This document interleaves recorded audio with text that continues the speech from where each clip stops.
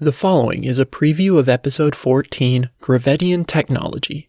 To listen to the full episode, visit patreon.com/ourprehistory or click the link in the description of this episode. For $3 a month, you become a patron of the show and gain access to the full catalog of episodes, plus other bonus content.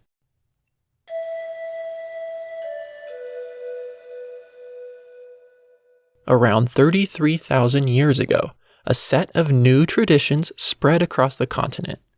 These include the production of new types of stone bladelets, the burial of the dead with grave goods, and the depiction of human females in art.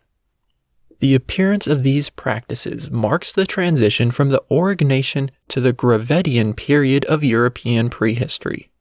Much like the Aurignacian, the Gravettian will come to encompass the entire continent, from Portugal to the plains of western Russia, from the Atlantic coast of Britain to the Mediterranean coast of Greece. Also, like the Aurignacian, the Gravettian represents an immense period of time, lasting for 8,000 years. Over the next 2 episodes, we will explore how people of the Gravettian live differently than those of the Aurignacian. First, we will focus on their technology, and next episode on their art. To begin, it's important to note that many aspects of Gravettian life were continuations from the Aurignacian. The hunters of the Gravettian pursued much of the same prey as Aurignacians. Hunting weapons were tipped with organic points, such as antler, and pointed bladelets. Their approach to stone tool crafting was still centered on long, narrow blades. From these blades, Gravettians made end scrapers and knives, much like people during the Aurignacian. Finally, they kept the practice of knapping blades from cores shaped like prisms.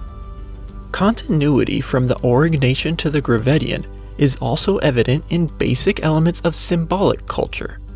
Gravettian people painted and engraved images on rock walls and sculpted small figurines in ivory.